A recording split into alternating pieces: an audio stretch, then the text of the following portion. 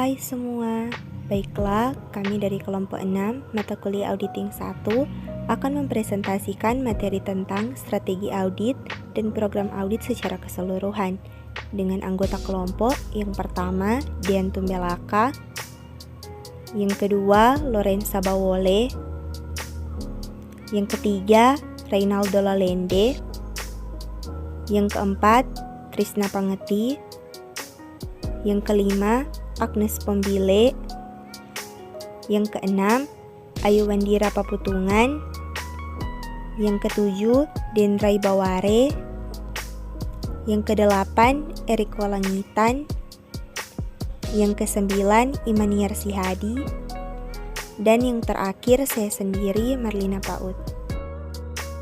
Strategi audit dan program audit secara keseluruhan. Pertama akan dibahas strategi audit secara keseluruhan, yang berarti memilih bauran dari 5 jenis pengujian yang akan menghasilkan audit yang efisien dan efektif.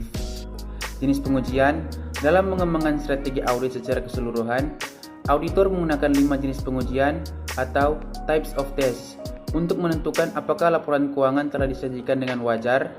Auditor menggunakan prosedur penilaian risiko untuk menilai risiko salah saji yang material yang merupakan gabungan dari risiko inheren dan risiko pengendalian.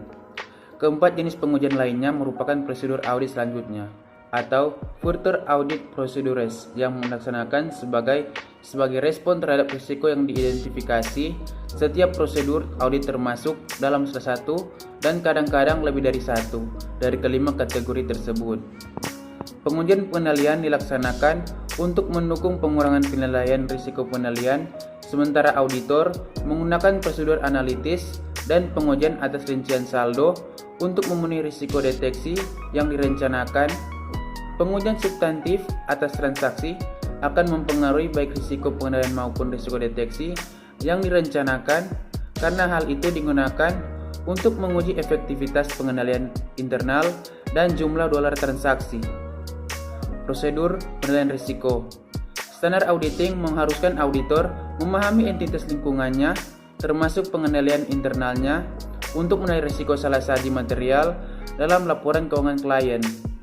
Prosedur penilaian risiko dilaksanakan untuk menilai risiko salah saji yang material dalam laporan keuangan. Auditor melaksanakan pengujian, pengujian substantif atas transaksi, prosedur analitis, dan pengujian atas rincian saldo sebagai respon terhadap penilaian auditor atas risiko salah saji yang material. Sebagai besar prosedur penilaian risiko, auditor dilakukan untuk memahami pengendalian internal. Pengujian pengendalian, baik secara manual atau terotomisasi, dapat mencakup jenis-jenis bukti berikut. Yang pertama, meminta keterangan dari personil klien yang tepat. Kedua, memeriksa dokumen catatan dan laporan.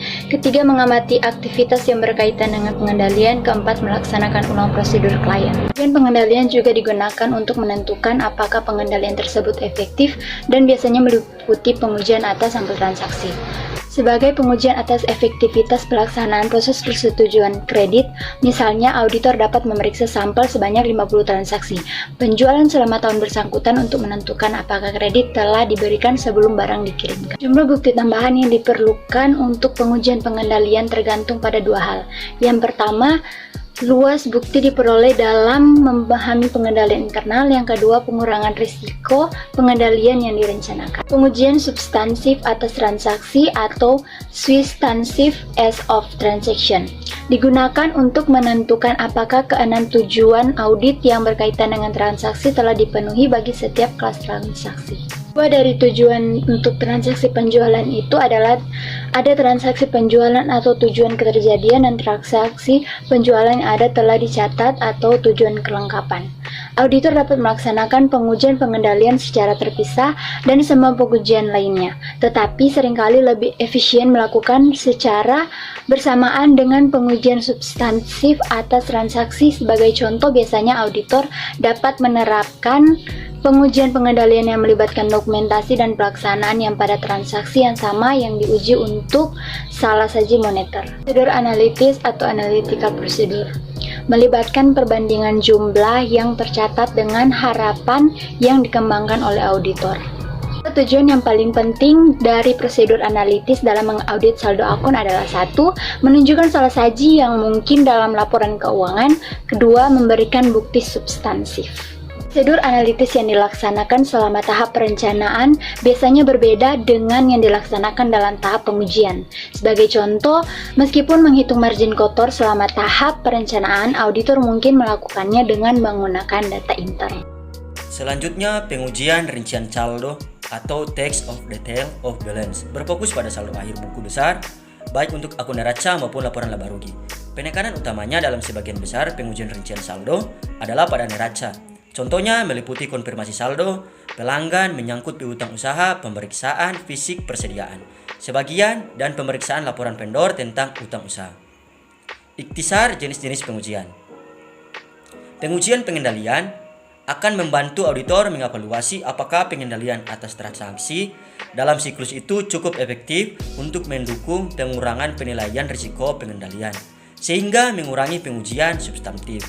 Pengujian pengendalian juga membentuk dasar bagi laporan auditor mengenai pengendalian internal atas pelaporan keuangan perusahaan publik. Pengujian substantif atas transaksi digunakan untuk memverifikasi transaksi yang dicatat dalam jurnal dan memposting ke buku besar. Memilih jenis pengujian yang akan dilaksanakan. Biasanya, auditor menggunakan kelima jenis pengujian ketika melakukan audit atas laporan keuangan. Tetapi ada jenis tertentu yang lebih ditekankan tergantung pada situasinya. Ingatlah bahwa prosedur penilaian risiko sangat diperlukan dalam semua audit untuk menilai risiko salah saji yang material. Sementara keempat jenis pengujian lainnya dilaksanakan sebagai respon terhadap risiko yang diidentifikasikan demi memberikan dasar bagi pendapat auditor. Ketersediaan jenis bukti untuk prosedur audit selanjutnya. Masing-masing dari 4 jenis prosedur audit selanjutnya hanya melibatkan jenis bukti tertentu atau konfirmasi, dokumentasi, dan sebagainya. Kita dapat melakukan pengamatan. Yang pertama, lebih banyak jenis bukti, 6 jumlahnya, yang digunakan untuk pengujian rincian saldo ketimbang jenis pengujian lainnya. Yang kedua, hanya pengujian rincian saldo yang melibatkan pemeriksaan fisik dan konfirmasi. Yang ketiga, rekalkulasi digunakan untuk memverifikasi keakuratan matematis transaksi apabila melakukan penjualan substantif atas transaksi dan saldo akun ketika melaksanakan pengujian rincian saldo. Dan yang keempat, pelaksanaan ulang digunakan dalam setiap jenis pengujian kecuali prosedur analitis dan satu pengecualian. Biaya relatif.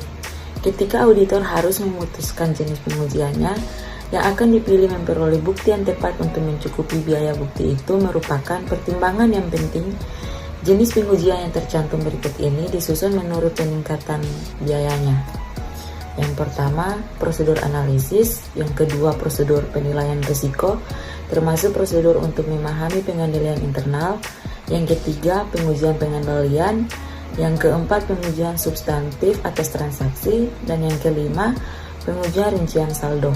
Prosedur analisis dianggap paling murah karena relatif mudah dihitung dan dibandingkan. Prosedur penilaian risiko termasuk prosedur untuk memahami pengendalian internal, tidak semahal pengujian audit lainnya karena auditor dengan mudah dapat melakukan tanya jawab dan pengamatan serta melaksanakan prosedur analitis perencanaan. Karena pengujian pengendalian juga melibatkan pengajuan pertanyaan itu atau tanya jawab, pengamatan dan inspeksi biaya relatif juga lebih rendah dibandingkan pengujian substantif. Pengujian substantif atas transaksi lebih mahal dibandingkan pengujian pengendalian yang tidak mencukupi pelaksanaan ulang. Karena seringkali memerlukan rekalkulasi dan penelusuran, pengujian rincian saldo hampir selalu lebih mahal dibandingkan jenis prosedur yang lain karena biaya prosedur seperti untuk mengirim konfirmasi dan menghitung persediaan. Hubungan antara pengujian pengendalian dan pengujian substantif. Pengecualian dalam pengujian pengendalian hanya mengidentifikasikan kemungkinan salah saja yang mempengaruhi nilai dolar laporan keuangan. Sedangkan pengecualian dalam substantif atas transaksi atau pengujian rincian saldo merupakan salah saja laporan keuangan pengecualian. Dalam pengujian pengendalian disebut deviasi pengujian pengendalian. Nah, selanjutnya hubungan antara prosedur analitis dan pengujian substantif. Seperti pengujian pengendalian, prosedur analitis juga hanya mengindikasikan kemungkinan salah saji yang mempengaruhi nilai mata uang dalam laporan keuangan. Fluktuasi yang tidak biasa dalam hubungan antara satu akun dengan akun lainnya atau dengan informasi non-keuangan dapat mengindikasikan kemungkinan yang meningkat bahwa ada salah saji yang material tanpa harus menyediakan bukti langsung tentang salah saji yang material itu. Untuk akun-akun yang memiliki saldo yang kecil dan potensi terjadinya salah saji yang material sangat minimal, seperti akun perlengkapan dan beban dibayar di muka, auditor seringkali membatasi pengujiannya atas prosedur analitis substantif jika mereka menyimpulkan bahwa akun-akun itu telah dinyatakan secara wajar. Selanjutnya juga ada trade-off antara pengujian pengendalian dan pengujian substantif. Trade-off antara pengujian pengendalian dan pengujian substantif. Selama tahap perencanaan, auditor memutuskan apakah akan menilai risiko pengendalian di bawah maksimum. Jika melakukannya, auditor kemudian harus melaksanakan pengujian pengendalian untuk menentukan apakah penilaian tingkat risiko pengendalian itu didukung. Atau auditor harus melaksanakan pengujian pengendalian dalam audit pengendalian internal atas pelaporan keuangan. Jika pengujian pengendalian mendukung penilaian risiko pengendalian, risiko deteksi yang direncanakan dalam model risiko audit akan meningkat, sehingga pengujian substantif yang direncanakan dapat dikurangi. Pemahaman auditor atas pengendalian internal yang dilaksanakan sebagai bagian dari prosedur penilaian risiko memberikan dasar bagi penilaian awal auditor atas risiko pengendalian. Dampak teknologi informasi terhadap pengujian audit. Standar auditing mengakui bahwa jika ada sejumlah besar bukti audit dalam format elektronik, mungkin tidak praktis atau tidak mungkin untuk mengurangi risiko deteksi hingga tingkat yang dapat diterima dengan hanya melakukan pengujian substansif. Sebagai contoh, proteksi untuk memperkasarai dan mengubah informasi yang tidak layak mungkin lebih besar jika informasi itu hanya diselenggarakan dalam format elektronik. Dalam situasi ini, auditor harus melaksanakan pengujian pengendalian untuk mengumpulkan bukti guna mendukung penilaian tingkat risiko pengendalian di bawah maksimum bagi asersi laporan keuangan yang terpengaruh. Walaupun beberapa pengujian substansif masih diperlukan, auditor dapat mengurangi pengujian substansif secara signifikan jika pengujian pengendalian mendukung keefektifan pengendalian itu. Dalam situasi ini, auditor harus melaksanakan pengujian pengendalian untuk mengumpulkan bukti guna mendukung penilaian tingkat risiko pengendalian di bawah maksimum bagi asersi laporan keuangan yang terpengaruh. Walaupun beberapa pengujian substansif masih diperlukan, auditor dapat mengurangi pengujian substansif secara signifikan jika pengujian pengendalian mendukung keefektifan pengendalian itu. Untuk menguji pengendalian atau data yang terotomatisasi, auditor mungkin harus menggunakan teknik audit berbantuan komputer atau menggunakan laporan yang dihasilkan TI untuk menguji efektivitas operasi pengujian umum TI seperti pengendalian perubahan program dan pengendalian akses. Bauran bukti. Memilih pengujian mana yang akan digunakan dan seberapa ekstensif pengujian itu harus dilaksanakan. Dapat sangat bervariasi di antara audit dengan tingkat efektivitas pengendalian internal dan risiko intern yang berbeda. Anda harus dapat menentukan tentang uraian pada klien dan bauran bukti. Analisis audit 1. Klien ini adalah sebuah perusahaan besar yang memiliki pengendalian yang canggih dan risiko intern yang rendah. Analisis audit 2. Perusahaan ini berukuran sedang yang memiliki sejumlah pengendalian dan beberapa risiko inheren. Analisis audit 3. Perusahaan ini berukuran sedang tapi memiliki segelintir pengendalian yang efektif bagi risiko intern yang signifikan. Analisis audit 4. Rencana awal pada audit ini adalah mengikuti pendekatan yang digunakan audit 2. Namun, auditor mungkin menemukan penyimpangan pengujian pengendalian yang ekstensif dan salah satu yang signifikan meskipun melakukan pengujian substansif atas transaksi dan prosedur analisis substansif. Karena itu auditor menyimpulkan pengendalian internal. Selanjutnya kita akan bahas mengenai perancangan program audit. Setelah auditor menggunakan prosedur penilaian risiko untuk menentukan penekanan yang tepat pada masing-masing dari 4 jenis pengujian lainnya, program audit khusus bagi setiap jenis harus dirancang. Prosedur audit ini kemudian digabungkan untuk membentuk program audit. Pada sebagian besar audit, auditor yang bertanggung jawab atas penugasan itu merekomendasikan bauran bukti kepada manajer penugasan. Setelah bauran bukti tersebut disetujui, auditor yang akan bertanggung jawab lalu menyusun program audit atau memodifikasi program yang sudah ada agar memenuhi semua tujuan audit dengan mempertimbangkan hal-hal seperti materialitas, bauran bukti, risiko inheren, risiko pengendalian, dan setiap risiko kecurangan yang diidentifikasi, serta kebutuhan akan audit yang terintegrasi bagi semua perusahaan publik. Auditor yang bertanggung jawab itu juga cenderung mendapatkan persetujuan dari manajer sebelum melaksanakan prosedur audit untuk mendelegasikan tugasnya kepada asisten. Mari kita berfokus pada perancangan program audit untuk memenuhi tujuan audit yang berkaitan dengan saldo dan yang berkaitan dengan transaksi. Ingat bahwa auditor juga akan merancang program audit untuk memenuhi tujuan audit yang berkaitan dengan penyajian dan pengungkapan. Selain pada bagian program audit yang berisi prosedur penilaian risiko yang dilaksanakan selama tahap perencanaan, program audit bagi kebanyakan audit juga dirancang dalam 3 bagian tambahan. Yang pertama, pengujian pengendalian dan pengujian substantif atas transaksi. Yang kedua, yaitu prosedur analitis substantif. Dan yang ketiga adalah pengujian rincian saldo. Setiap siklus transaksi mungkin akan dievaluasi dengan menggunakan serangkaian program subaudit yang terpisah. Siklus penjualan dan penagihan, misalnya, auditor dapat menggunakan 3 pendekatan, yaitu yang pertama program audit pengujian pengendalian dan pengujian substantif atas transaksi untuk penjualan dan penerimaan kas.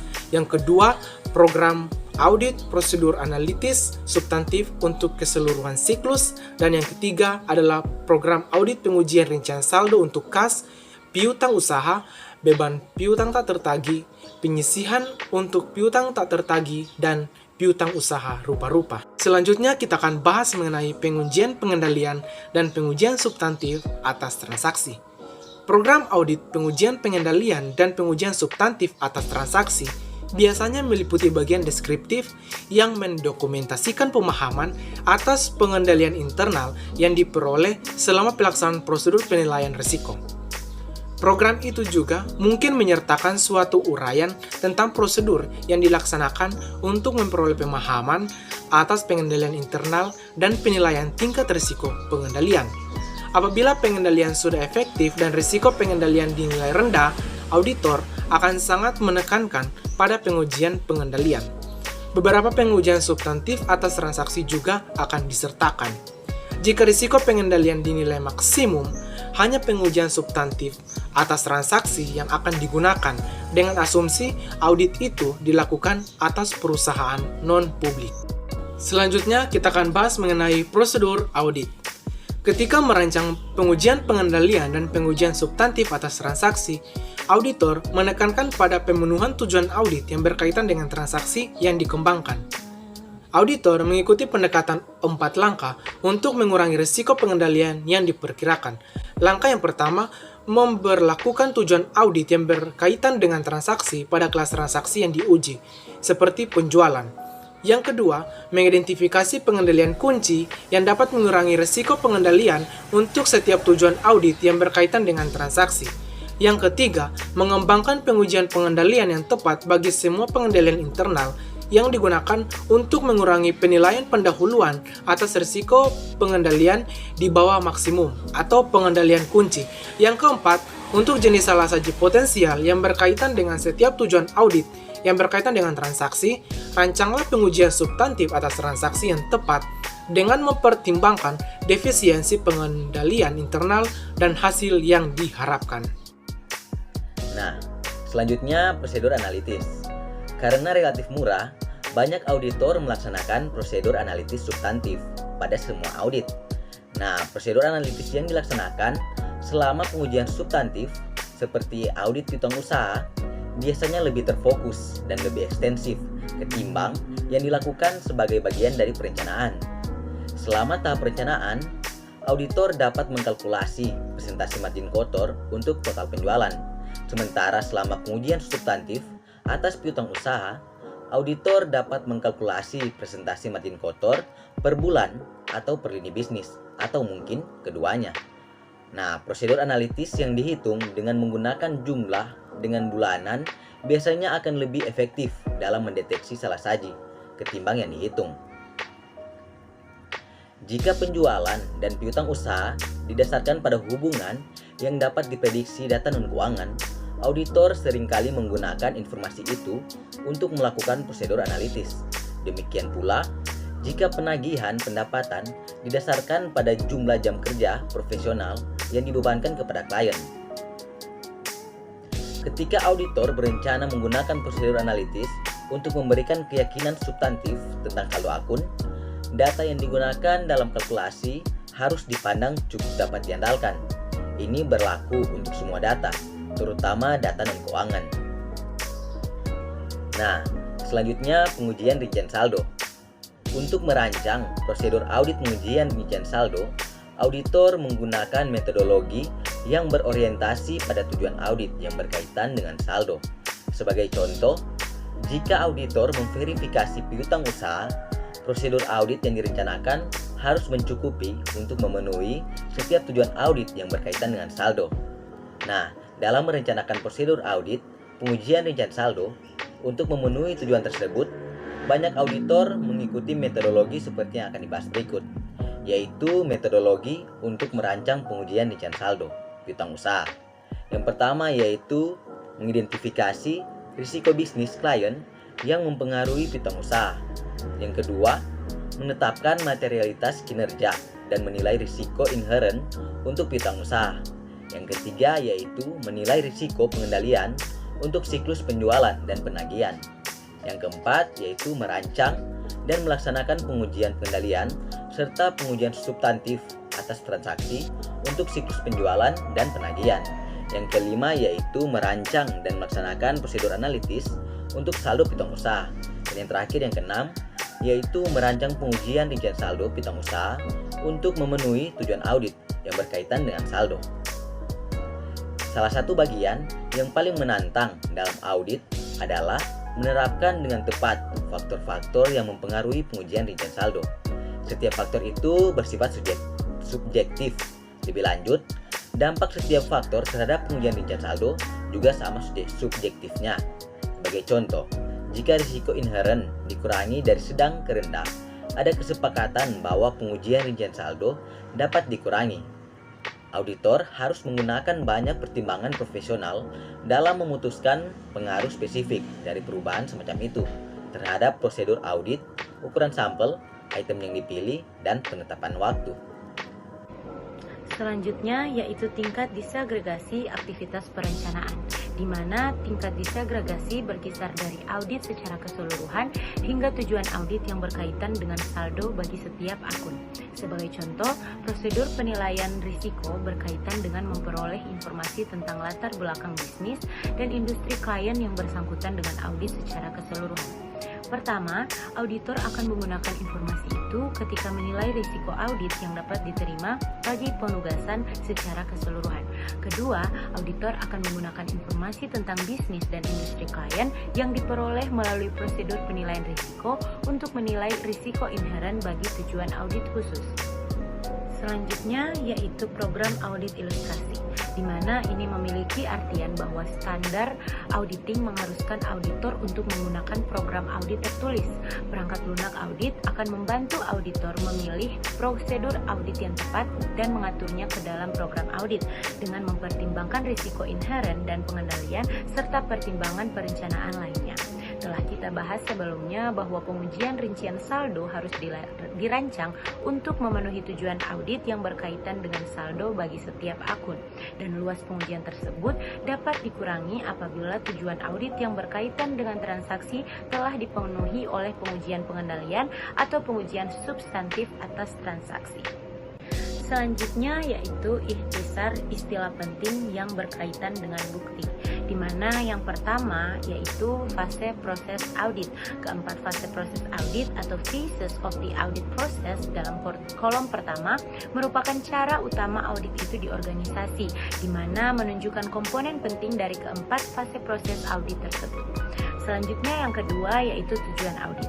Ini merupakan tujuan audit yang harus dipenuhi sebelum auditor dapat menyimpulkan bahwa suatu kelas transaksi atau saldo akun tertentu telah dinyatakan secara wajar. Ada 6 tujuan audit yang berkaitan dengan transaksi, ada 8 yang berkaitan dengan saldo, dan ada 4 yang berkaitan dengan penyajian dan pengungkapan. Selanjutnya yang ketiga yaitu jenis pengujian. 5 jenis pengujian audit yang dibahas sebelumnya dalam bab ini yang digunakan auditor untuk menentukan apakah laporan keuangan telah dinyatakan secara wajar. Selanjutnya yang keempat yaitu keputusan bukti. 4 subkategori keputusan yang dibuat auditor dalam mengumpulkan bukti audit telah disajikan kecuali untuk prosedur analitis. Keempat, keputusan bukti berlaku untuk setiap jenis pengujian. Dan yang terakhir yaitu jenis bukti. Ikhtisar proses audit. Fase 1, merencanakan dan merancang pendekatan audit. Auditor menggunakan informasi yang diperoleh dari prosedur penilaian risiko yang berkaitan dengan penerimaan klien dan perencanaan awal, pemahaman bisnis dan industri klien, penilaian risiko bisnis klien, dan pelaksanaan prosedur analitis pendahuluan, terutama untuk menilai risiko inheren dan risiko audit yang dapat diterima. Auditor menggunakan penilaian atas materialitas, risiko audit yang dapat diterima, risiko inheren, risiko pengendalian, dan setiap risiko kecurangan yang diidentifikasi guna mengembangkan keseluruhan rencana audit dan program audit secara keseluruhan. Pada akhir fase 1, auditor harus memiliki rencana audit yang disusun dengan baik dan program audit khusus untuk keseluruhan audit. Fase 2, melaksanakan pengujian pengendalian dan pengujian substantif atas transaksi. Auditor melaksanakan pengujian pengendalian dan pengujian substantif atas transaksi selama fase 2. Tujuan dari fase 2 adalah untuk 1. Memperoleh bukti untuk mendukung pengendalian khusus yang berkontribusi pada penilaian risiko pengendalian oleh auditor. 2. Memperoleh bukti untuk mendukung ketepatan moneter transaksi.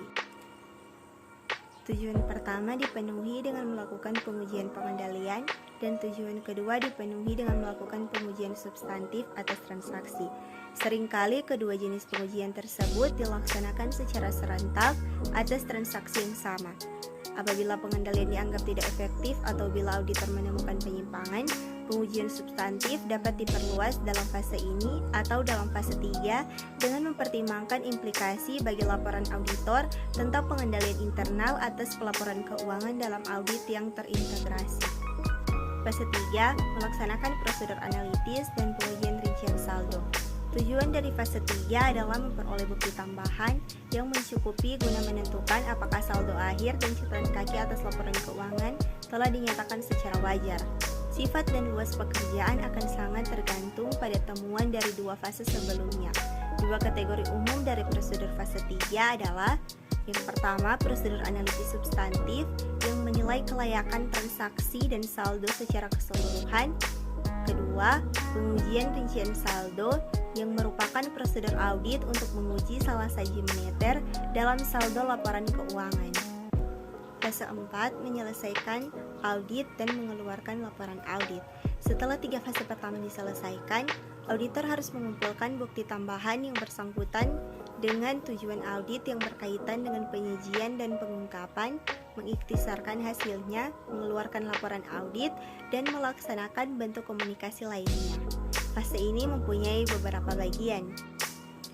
Melaksanakan pengujian tambahan untuk penyajian dan pengungkapan.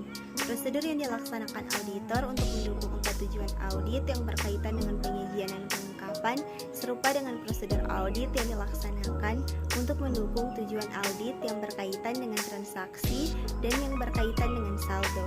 Sebagian besar pengujian auditor yang berkaitan dengan tujuan audit yang berkaitan dengan penyajian dan pengungkapan dilaksanakan selama 3 fase pertama, tetapi pengujian tambahan dilaksanakan pada fase 4. Mengeluarkan laporan audit.